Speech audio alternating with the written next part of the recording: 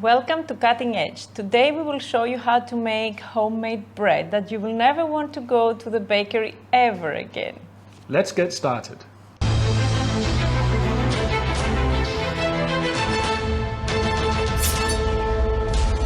First step is to prove our yeast. I have half a liter of lukewarm water, 3 tablespoons of diastatic malt, and 15 grams of instant yeast. We're going to mix this up. The reason we use diastatic malt is because it gives a thicker and more flavorful crust to the bread. It's actually a baker's trick to get really brown and mahogany colored breads. I'm using dark malt. You could also use white malt. You see the color is dark brown here. This we're going to set aside, and then we will wait to see bubbles and foam forming on the surface.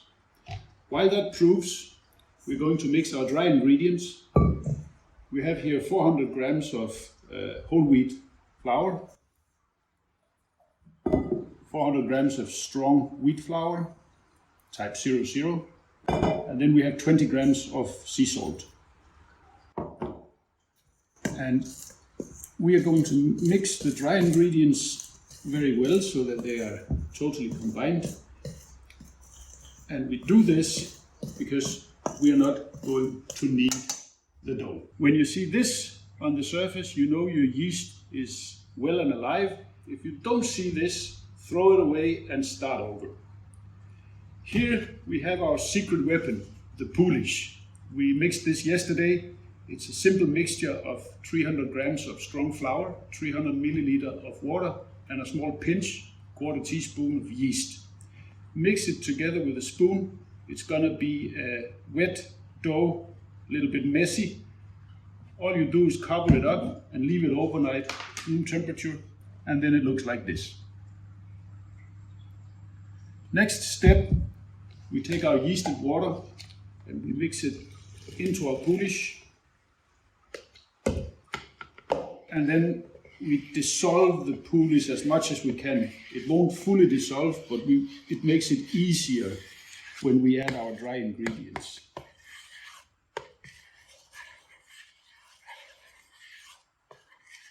When it's sort of dissolved, we're gonna add dry ingredients, our flour mix. And we're simply gonna combine this with a spoon. This, as you can see, it's not looking very pretty, but that will come later. Now we're going to cover this up like this, and then we're going to let it rest for half an hour to build gluten network. 30 minutes in, and now it's time to build some strength in our dough using a folding method. Use a wet hand because this is high hydration, it will stick to anything, this dough. You reach under, pull up, and you see there is no strength in this at all yet, but it will come.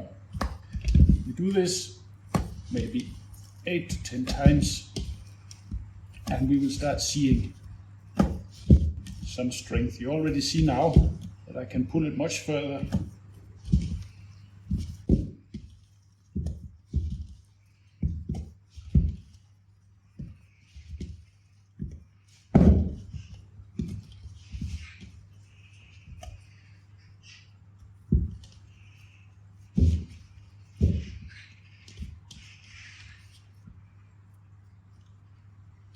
And that's it for now. Now we're going to cover it again and leave it for another 30 minutes. Time for our second strength building fold. And as you can see, the dough is already much more developed and holding up on its own. Again, we repeat with a wet hand, same procedure. We fold it over itself. You see how much it stretches.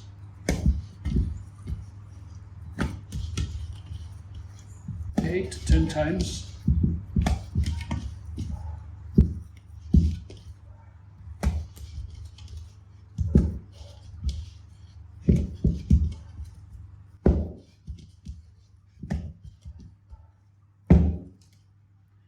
Now I'm going to transfer it to an oiled bowl for its final rise. There we go. Nice. Now we're going to cover this up and we're going to leave it for 1 hour to rise. Our dough has doubled in size and it's time to shape our loaves. First, we dust the top of the dough with flour and we dust our work surface.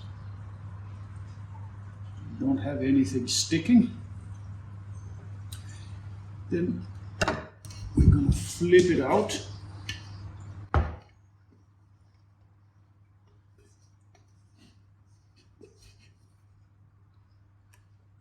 Go.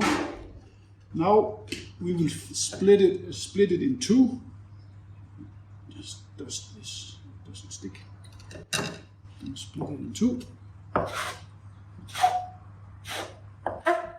And then we shape our loaves. We fold them over like this, so we create a seam in the bottom, and we're going to close that well, like this. You see, we get a round, nicely formed bread, and we close the seam properly.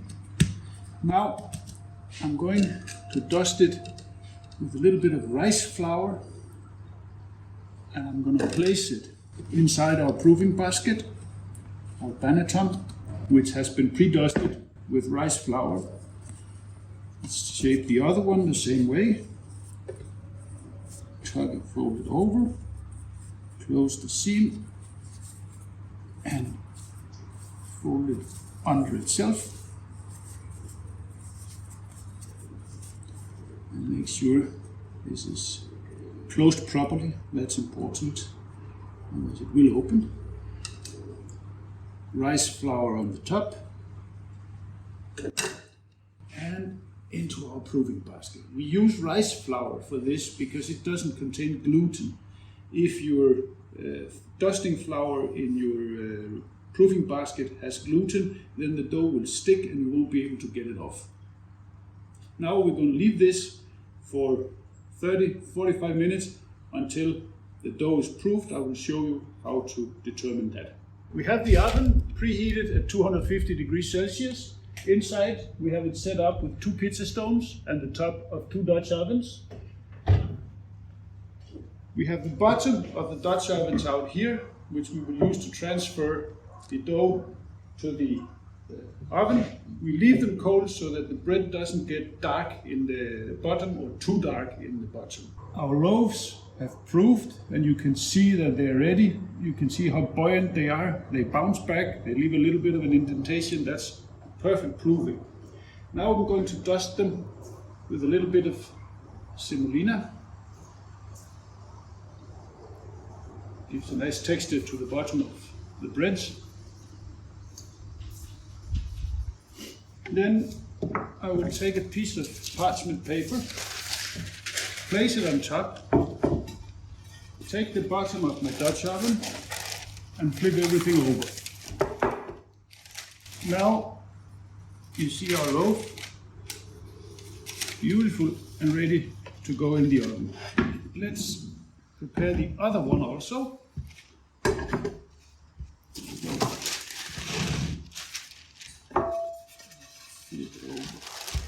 So, there we go. And that looks beautiful. Now we have to score our bread. For that, I'm using a scissor. It makes it easier and it gives a nice rustic look to the bread.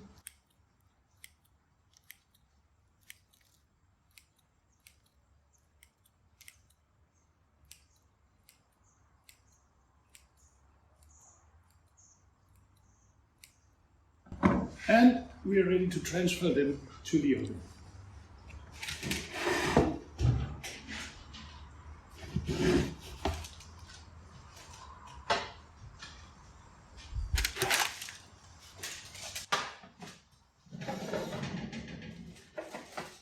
cover the Dutch ovens. This, don't worry about the excess paper, that's not going to create any problems.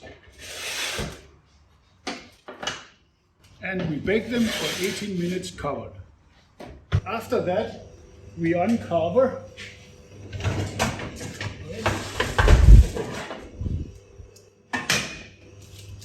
And then we continue baking for another 20 to 25 minutes until you get the color you like. Let's check. Oh, crust is perfect. Let's get them out of here. Look at that. This is even better. Let's move them to a cooling rack. We need to let them cool down for 10-15 minutes before we can cut into them and give it a taste. Nothing like the smell of freshly baked bread. You want to try it? Yes, cut in the corner. There we go. Before you do, take a look at that. Perfect crumb. There we go. That's good. So warm. That's just perfect. The crust is amazing. Really good. Well done. Thank you. Who's your cook?